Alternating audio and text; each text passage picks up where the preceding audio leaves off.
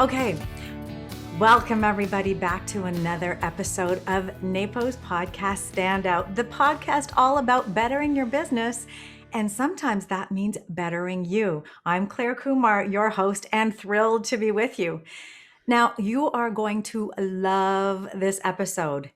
There is a mother lode of love and encouragement coming your way from our guest today, the fabulous Leslie M. We're going to be talking about swagger. Not the brash, arrogant, slightly obnoxious form that might have just popped into your mind, but the deeply true version, which leads to confident self-expression. Self-acceptance and love of your flawsome self is at the heart of it. And it's the title of Leslie's brand new book, Swagger: Unleash Everything You Are and Become Everything You Want. For those of you watching on YouTube, you can see why I was immediately attracted to this book. A hot dose of hot pink and sunshine yellow, my kind of energy. You got to see this book. It's gorgeous.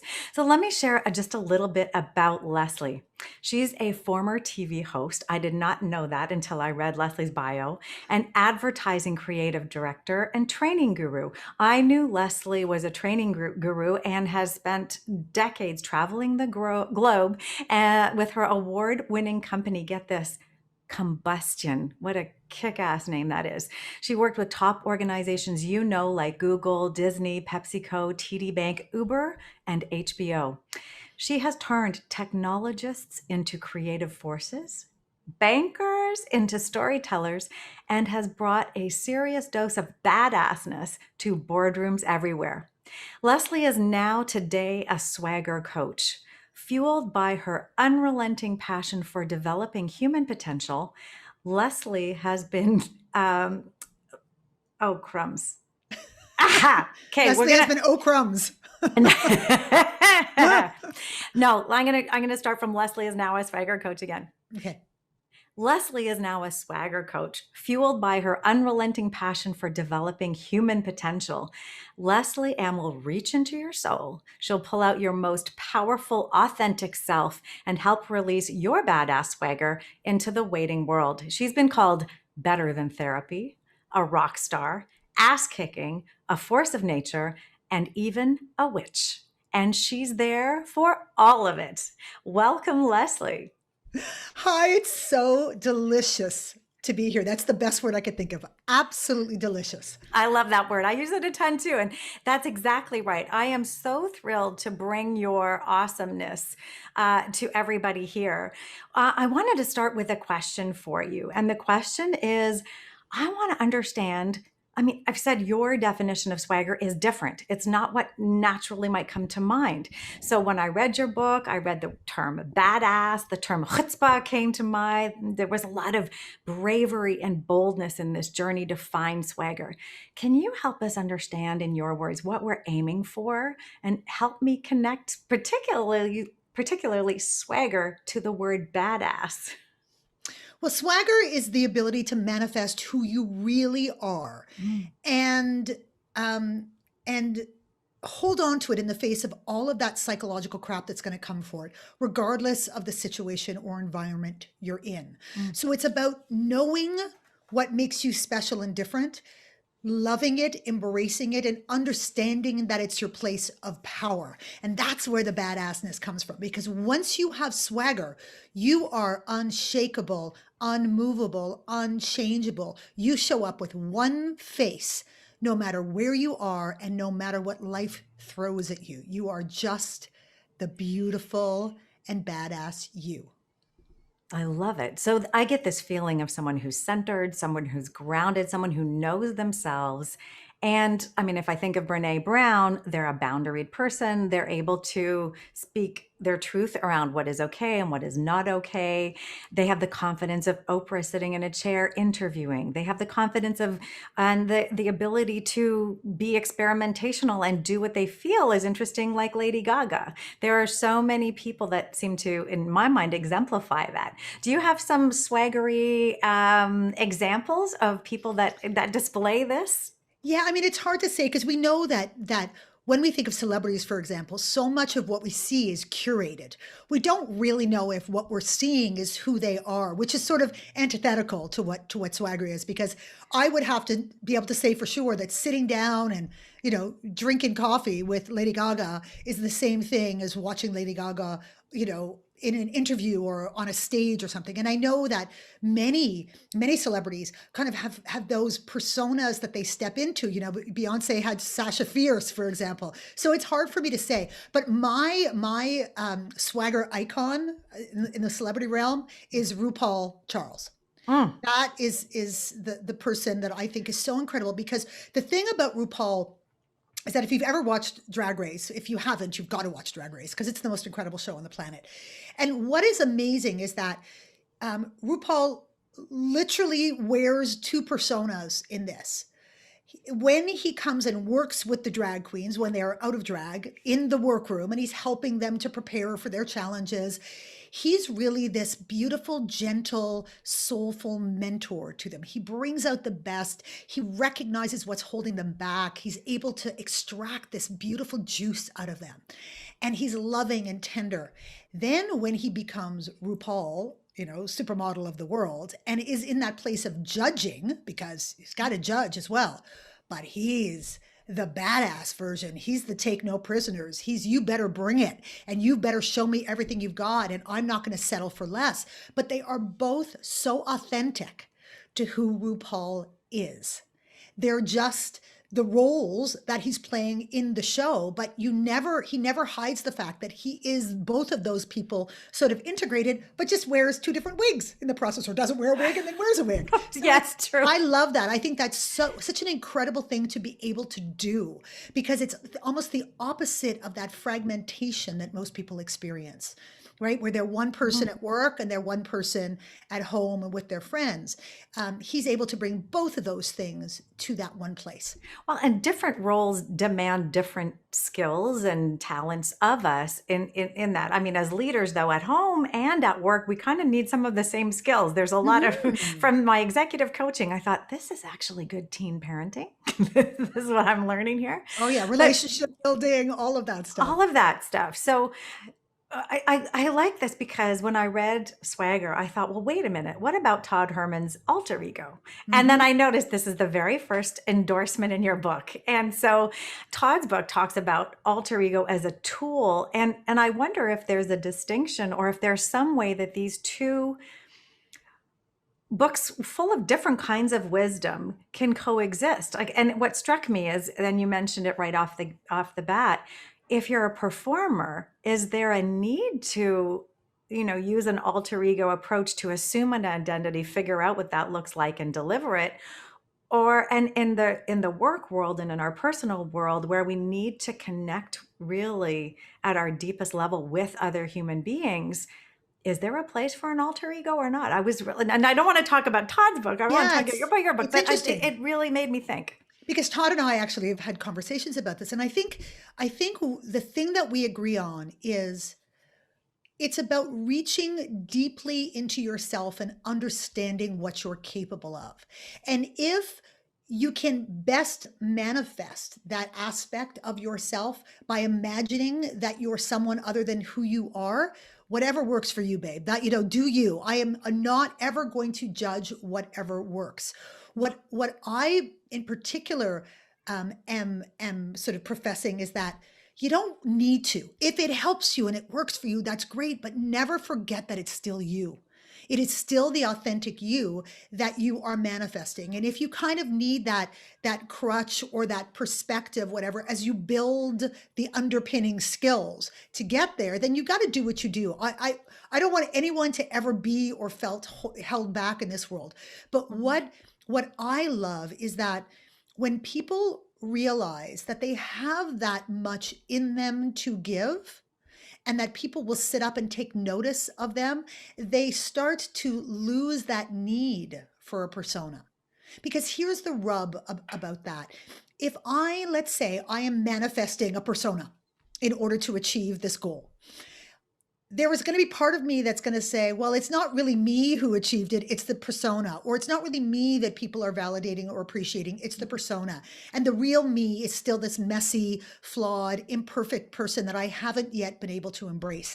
And I think that that's exactly where your power comes from, is when you start to love all of your stuff, because we are so rich with stuff. And the unfortunate part is we tend to kind of parse it out based on all of the negative messages and the positive that we've heard over our lives. And we think this is the stuff about me that's not acceptable and not lovable and, not worthy of validation. And this is the stuff that is. So I'm going to focus on this stuff, and I'm going to try and ignore that stuff, or I'm going to try and suppress that stuff. But it doesn't work that way. We are complex human beings, and we are a product of everything we've experienced. And we're a product of all of those things that are challenges, that are strengths, that are, like all of the nuances. And when I look at myself in the mirror, I see all of that. I see the things that I'm a mess about. I've learned to laugh about it and embrace it. So I don't want to feel fragmented. I think that takes a lot of energy. I absolutely agree with you. It's interesting, as I reflected on my evolution as an entrepreneur, my first blog posts, for example, were really factual. They were how-tos. They were helpful, but they were bland. They were so Yeah.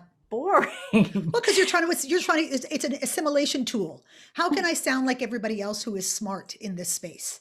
Well, how can I show that I know some stuff, right? Yeah. And now if I'm giving an interview, the first thing I want to do is bring in a real life story about, I was talking about how in January, yes, we need routines and structure. And even my structure fell apart because I found myself in my pajamas at 2 p.m. in January, in the third week of gray skies, and just losing my mojo, right? Yeah. And it's like all of a sudden, not only does it become more interesting because your story's woven in to this content, but you're no longer, especially for organizing and productivity people who are expected to show on time, not forget up on time, not forget anything, be really well put together, not make mistakes. The bar is high. So if we can allow ourselves to be people that are fallible and, have found our way to this journey and use it in the way we talk about our business, I think it makes things a little bit more interesting and compelling. So also relatable, because the very people, for example, as a productivity, expert, the very people that you're working with are saying, I feel like I'm a failure. I feel like I don't know how to do it. I feel like I don't have it together. Everybody else has it together. Look at you. You have it so together. And the best thing that you can do for them is to go, girl, no, I don't. It's my work and it's my expertise. It's my focus. But believe me, there are days when I am not productive, and you will have those days too. And it's all good. I'm just going to help you to next level your game because I've learned how to do it. And right away, the person goes, okay, right? Pressure off, because we're the same, and now we can connect, and now I can speak my truth to you because you spoke your truth to me. That's it. And then the shame and the guilt that a lot of clients bring to us. It's like, don't judge me. And it's like, that's not what I'm here. That's not what I'm here to do. Yeah. One of the things that happened in the past couple of weeks is, coaching with the client, they're like, oh my God, you're always so high energy. I'm like, yeah, that's because I just took a nap. Like that's because I fixed my bedhead and now I'm here and I can give it my all because I needed rest. I'm not the Energizer bunny that can just keep going. I need to take care of things. So it just took me a long time to realize that and connect to that. So for business and service providers, there's an opportunity here then, as part of stepping into your swagger, to get in touch with maybe even stories and things that have happened to you on your journey that your clients might relate to. Would that be something you would encourage? Absolutely. I think anything that is the manifestation of who you really are, because it's only one you. That's the secret that everybody forgets, that if you step into who you really are, you have no competition in this world. There's nobody who could do you, who could write like you, who could speak like you, who could tell the stories that you can tell, who can bring the expertise, because you're this amalgam of all of the little particles that make up the unique you. And when we are willing to bring that forward and say to the other person, well, I want to connect with the authentic part of you, the unique part of you. What we learn about each other is first of all, it's the magical stuff. And second of all, if we're trying to elevate our business, we start to understand that if we do speak our truth, and if we do allow all of those, aspects of ourselves to shine through in our brand, let's say, Mhm. then we stand out. Because everybody else who hasn't figured out the secret are trying to assimilate. They're looking to the left and the right to figure out what everybody else is doing and saying, well, that must be right. So I'm going to do that. And the people who have found their swagger go, oh, I'm just gonna do me and see what Yeah. happens, you Yeah. know? Yeah. It's interesting because on a personal note, I've just uh, taking the business into a phase where I'm focusing on people that identify with very much a trait that I have, this highly sensitive person.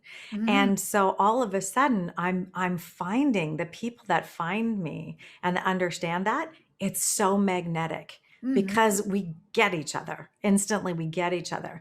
And so there's a bit of a power tool in just, in that allowing your self-expression and stepping into it. I was really afraid to do it, afraid of, niching too small and so on. And honestly, it's early days yet, but the connection, the depth of connection and instant. Oh, I had somebody write to me after just giving a talk last week. Oh, I knew I wanted to get to know you, and now I know why, kind of thing. So Beautiful. it's like there's Yeah. some subliminal things you might be projecting, but the more you step into it, the more powerful your attraction can be. Well, also you have to think about, if you don't allow anything to get out in the world, you can't allow anything to get in.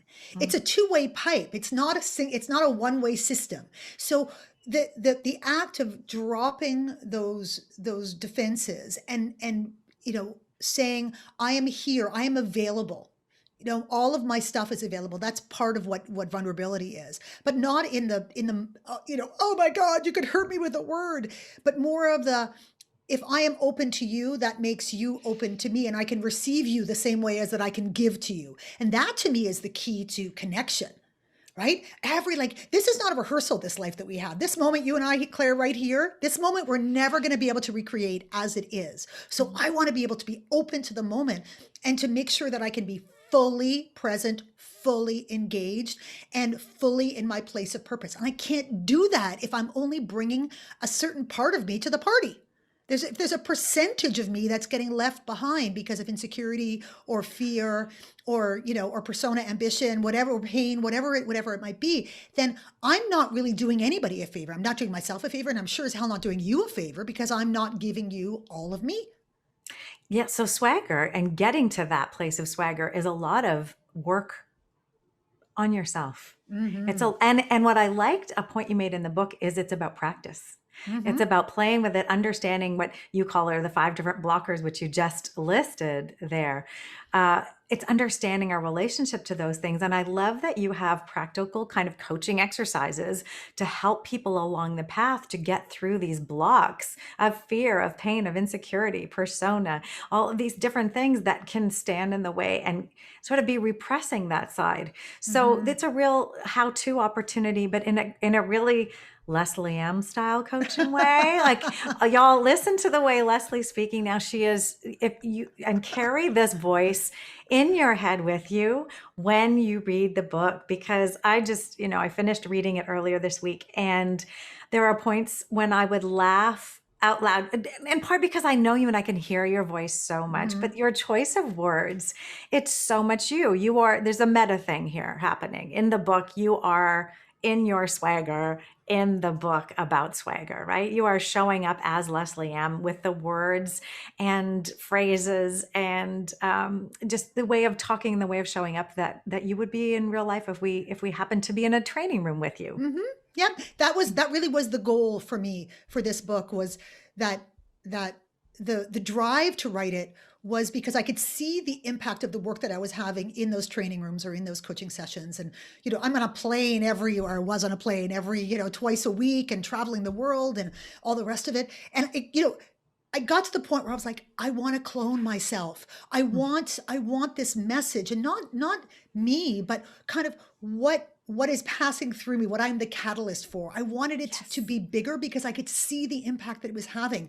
And I realized how kind of limited it was. I mean, I can unleash swagger one person at a time or one training room at a time, but I knew that the message was bigger. I knew that the power and the potential for swagger was much bigger than me. So I just feel like I'm a conduit for it. And I had to be a legit conduit. I had to be honest about every aspect of it. I didn't want to pull any punches.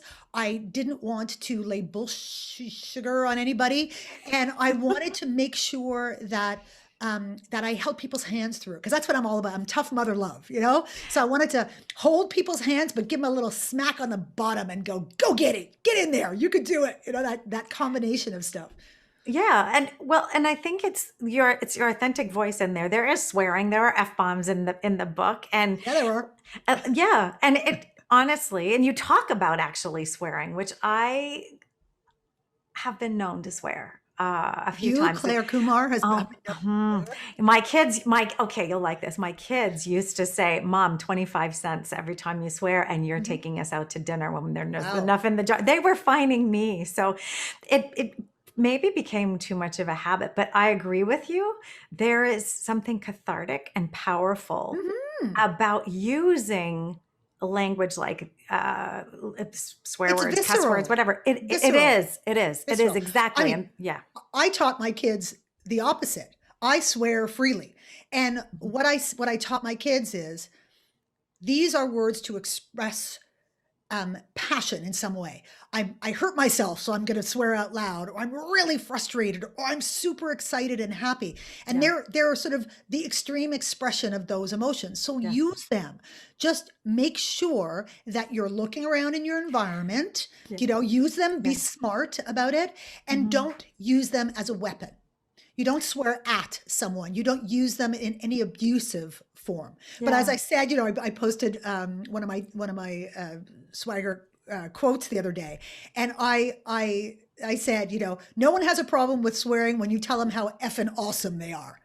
It's Correct. funny Yeah. that, right? Funny that. Well, WTF. Yeah, It's become colloquial. It's become yeah, accepted because we don't see it, and yeah. it's just a weird thing, right? But yeah, I remember my dad was when he was fighting cancer. I used to go and visit him in the hospital in London, 2 hours from Toronto, where I am, on the weekend. And I remember, and I give my mom a break because she was there Monday to Friday. I'd show up Friday night till Sunday.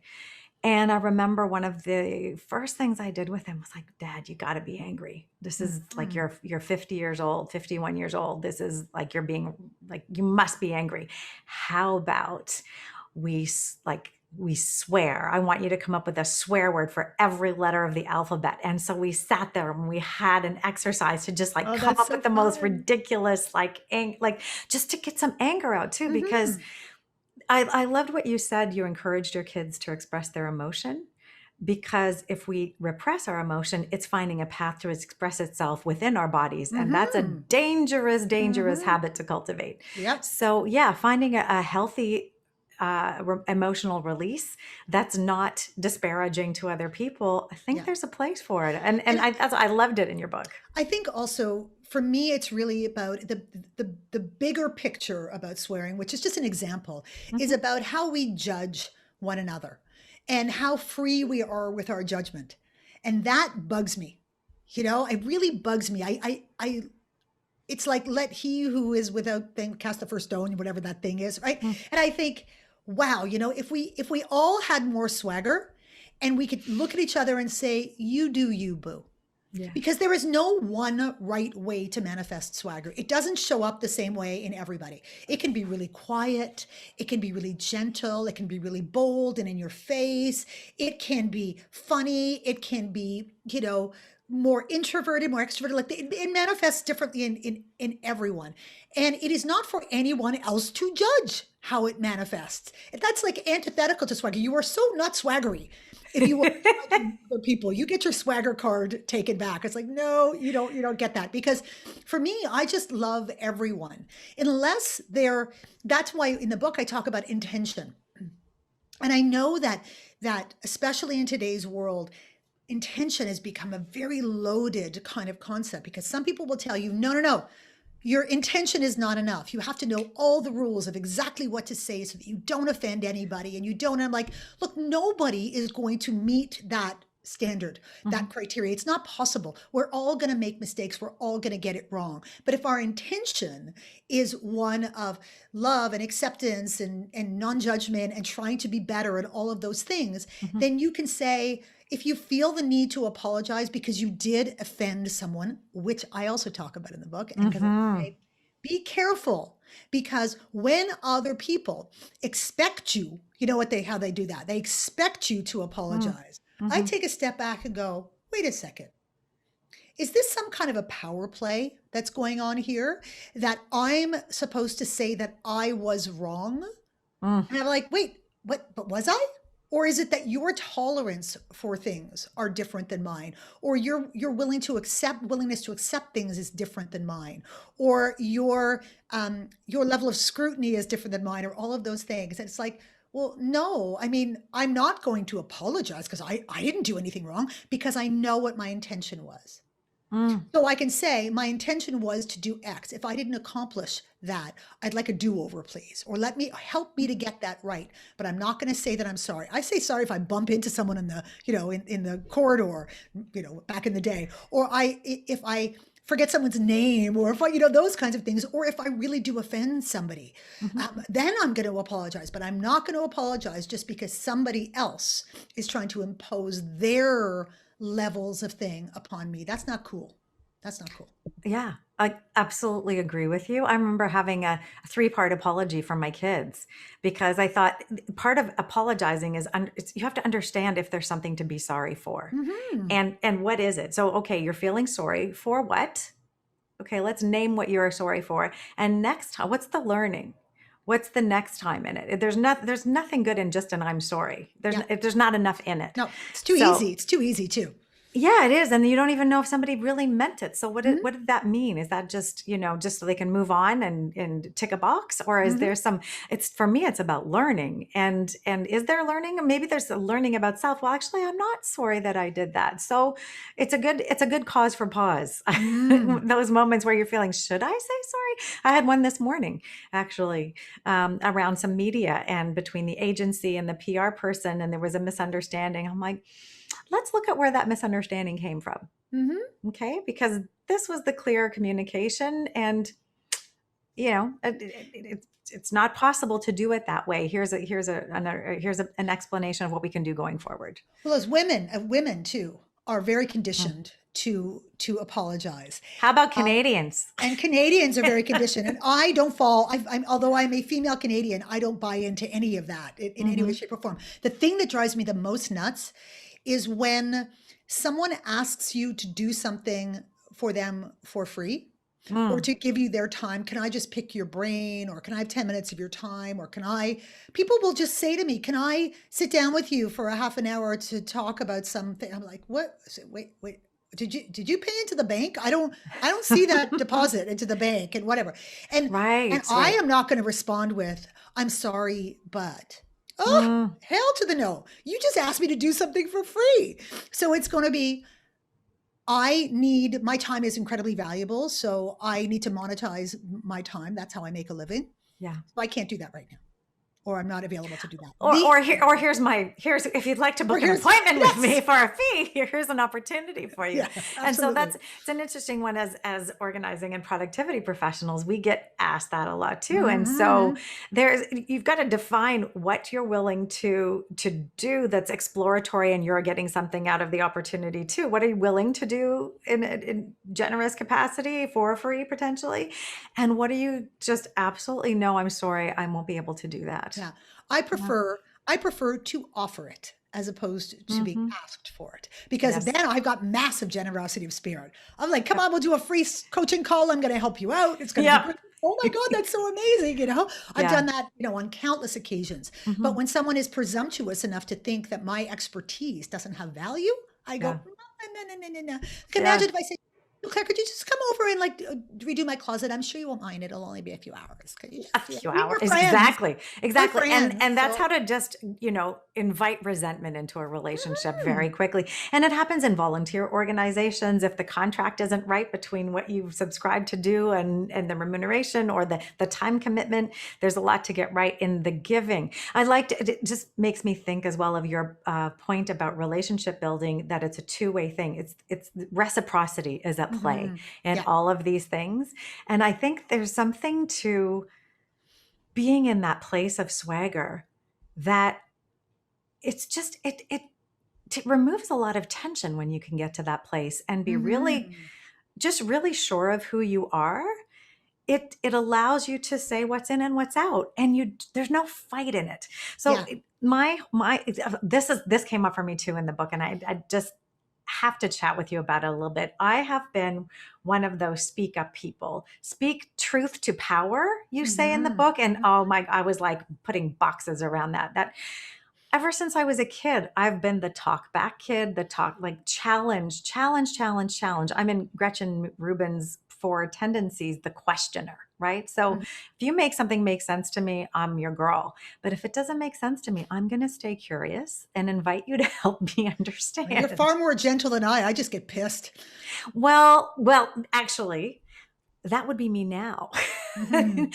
My journey has been to learn how to put the stick down, to come out, sort of coming out swinging, Yeah. to stay in that place of curiosity. I'm thinking of our friend Michael Bungay Staniers, coaching, like stay in Yeah. that Yeah. coaching mind to ask questions, right? Mhm. To get to the same outcome, you can you can hold your boundaries, you can stay curious, you can maintain what you want to have happen Yep. without taking everybody down. I'm like, Yep. oh, there's some power in Yeah. that, right? Seriously, that's part of it too, because that goes back to intention. If Mhm. you're when because of the three swagger drivers are truth, intention, and self-belief. Say So that one more time. truth, intention, and self-belief. These are the aspects or the elements of your communication, your behavior that are going to drive your swagger through the blockers and bring it out into the world in all of its glory. And those three things have to work in concert, because Mhm. if your truth is solely about you, if you're just barfing your truth all over everyone, no one's going to be for that. Nobody wants to get barfed all over. It's not a fun exercise in any way, shape, or They form. stop listening, Yeah, right? they They're stop going to listening. just tune you out. Yeah. And that is not why you're speaking your truth. You're speaking your truth so that you can be heard and acknowledged and accepted and validated and acted upon, all of those things. So Mm. you got to get smart about how you speak your truth. And the first thing is to ask yourself, is this truth only for my benefit? And if that's the case, it's probably not going to fly. If you can't figure out how to reframe it as being good for the collective and good for the world in some way, shape, or Yeah. form, why is anybody going to want to listen? You Yeah. also need to think about not just what am I going to say, how am I going to frame it, but Yeah. when, Yes. with whom or to whom, and even perhaps where. So Yeah. for example, if you're in a meeting and you see an opportunity to pay back someone who has treated you badly in the past, or to take Mhm. them down a peg or whatever, Mhm. and you what you're saying is truth, it's Yeah. factual truth, it's not going to go well, because your intention was to be an a-hole. it was Yes. to, it was to shine the light on you at the expense of someone else. It was to diminish somebody else. That's not going to go well. So if you want to correct something that's going on in a meeting that you think is incorrect, you say to yourself, well, what is my intention here? My intention is to make sure that the facts that I know to be true don't get overlooked in this important situation. The next question is, okay, is right now the best time to do it? Mm. Or am I going to show somebody up and not actually I'm just going to be seen as that girl, Mhm. or is it better to wait till after the meeting and go and talk to the person who made the error and say, hey, I noticed, so Yeah. I don't know if you want to circle back and let everybody know, or I can find a way to do it or whatever, or Yeah. you can go around to the boss, and without Yeah. mentioning the person who made the mistake, you could say, you know what, I had just been, I don't know if that was maybe dated information, but I just wanted to make sure that we have the most up-to-date information, so here's a Yeah. little extra something something to help you get on Yeah. track. Then you're Yeah. not that girl, you're Yeah. someone. who spoke your truth, but you did Yeah. it in a way that was smart, that was driven by your intention, and you believed that you had the right and the ability to say it, which is self-belief. Yeah, and you were smart enough not to trigger somebody else's amygdala, which would just get them to Yeah, play their defenses, and then the reciprocity is gone. yeah, And when reciprocity is gone, the whole team spirit just shuts down, yeah, right? So yeah. it made me think, first of all, about a 2-year-old, at a checkout going, I want a chocolate, I want a chocolate, I want a chocolate. Well, my daughter figured out pretty quickly it was much better to say, Mom, can we get these chocolates so you can have some?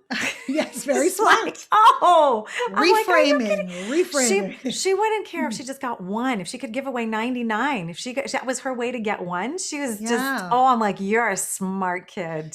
People always tell me that they always say, Leslie, you are able to get away with so much. That's how they frame it. You can get away with saying things that if other people said them, they just would not fly. You're Mhm, fearless and you're so irreverent and you're mhm. so on and so forth. And I think the reason that I get away with it, which I don't even think I'm making little air quotes for those who are listening. I don't think I get away with it. I think I lead with my intention. People understand the spirit in which I bring everything. I am all about love. And you figure that out about me in 2 seconds because I'm so love first, love front. And so people are willing to accept my truth in that spirit. They know that Yeah, it's not designed to hurt or diminish or to whatever. So I can be super direct, for example, which I love in other people. I loved yeah. directness in other people. But I love when people can do it without it feeling like a punch in the face.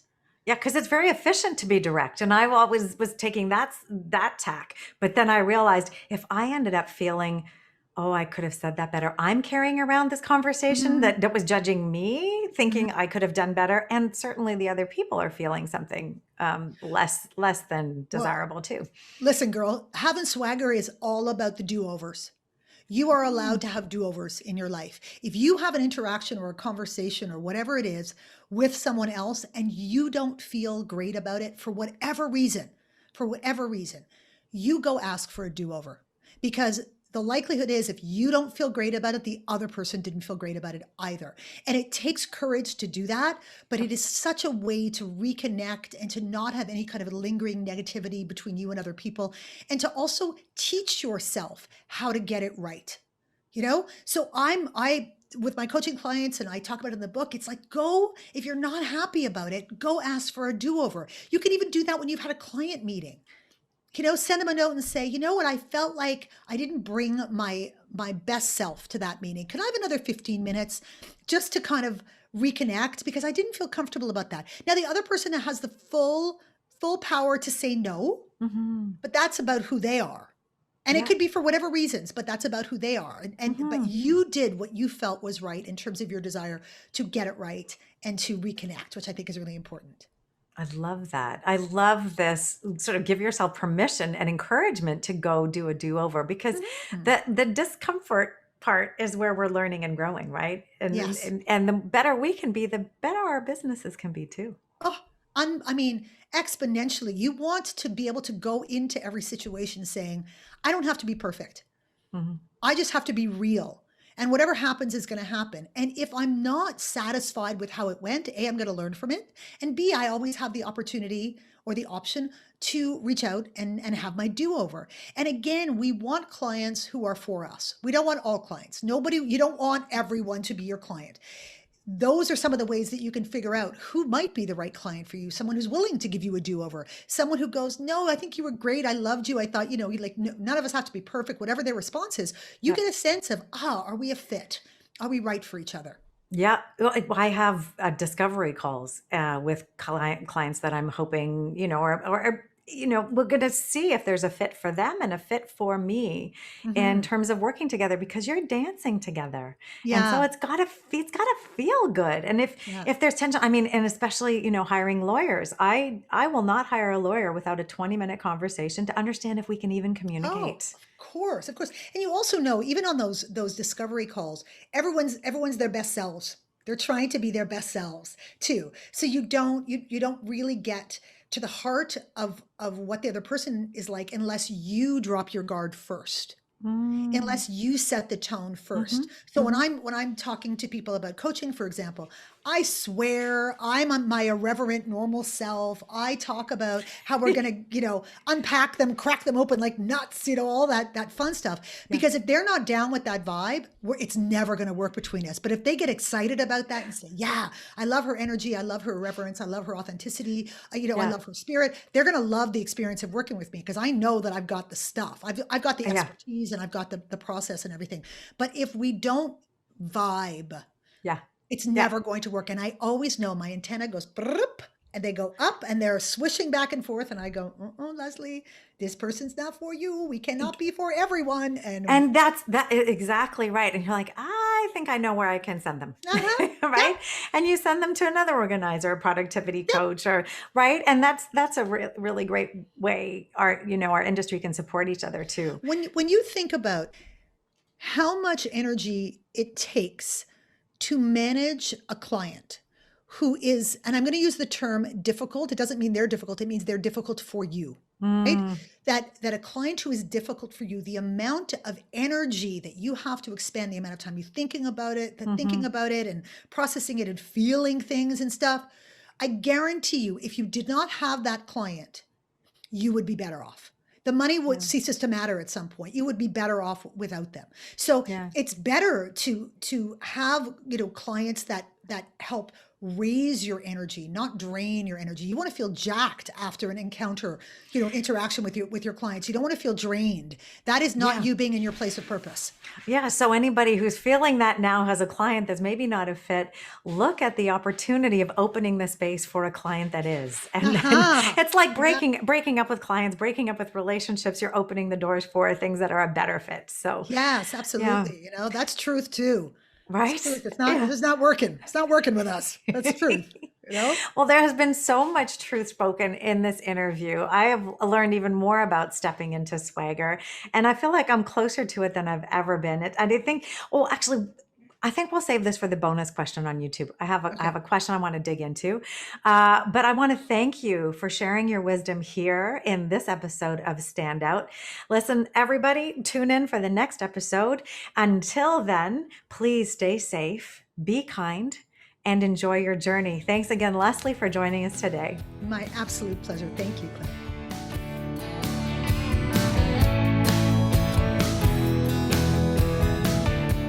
Okay, Leslie, I have one more question for you. There are places in my life where I feel my swaggery self, and then there are other situations where I'm like, I think I left my swagger with the coat check. And so tell me about that, and how is it possible to feel your swagger in some days or some places and then not feel it? What happens with swagger in our life? Well, I think that swagger kind of ebbs and flows in everybody. It's not this perfect state that you reach and that it's nirvana and you stay that way. Situations can cause your swagger to slip. But the thing is that you recognize it, you feel it. Part of what swagger is all about is self-awareness. Mm, So for you to recognize that your swagger has slipped or you're not feeling your swagger right now is three-quarters of the battle, because you know the difference between what it feels like to have swagger and what it doesn't. And that to me is everything, because then you start to ask the questions, where did I get stuck? That's mm, part of the self-awareness thing. What aspect of my blockers got in the way of my swagger here? And then you can start to pinpoint and work on things. Right. And and yeah. and it's not just you wake up one morning and you go, that's it. I've flipped the switch and I have swagger and I am a full I'm getting the complete, t-shirt today and I'm wearing the t yeah. Right? So I think it's really important to recognize when your swagger is in full flow and when maybe it's not, because that's highlighting the areas that you still need to work on. And it also gives you that next level understanding of how you operate. Look, when I was writing the book on swagger, Mm, mhm. and it was really, really hard for me, because you know how close I was to my mom and what she meant to me. And when she passed away, I couldn't write for a while. I completely lost my own mojo and my own swagger was just gone. I was reaching in and there was nothing but a black hole. But the thing that I knew is that it was going to come back. Mm. Because once you have swagger, it's always there, always. And I just had to be kind and gentle with myself and give it time and not judge. And so I did that and it came back and I was able to finish the book.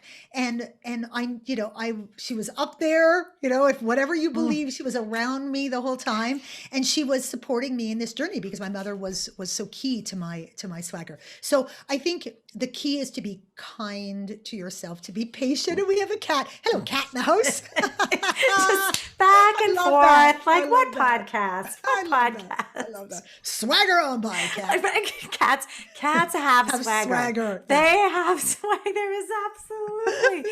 That is true. Yeah, your mom was a force. You're a force. Thank you.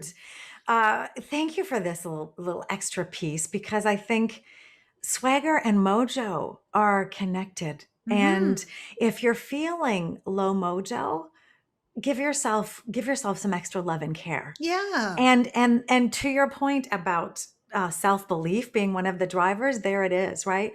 Because it's all about trusting in yourself. Trust yourself that if you found your swagger, you found pieces of your swagger, they're going to be there for you to go back Yeah. to. Once Yeah. you have it, you never ever lose it. That's the good news about swagger. Okay, we're going to leave it right there. That's the good news about swagger, everybody. Enjoy your journey. Go find your swagger.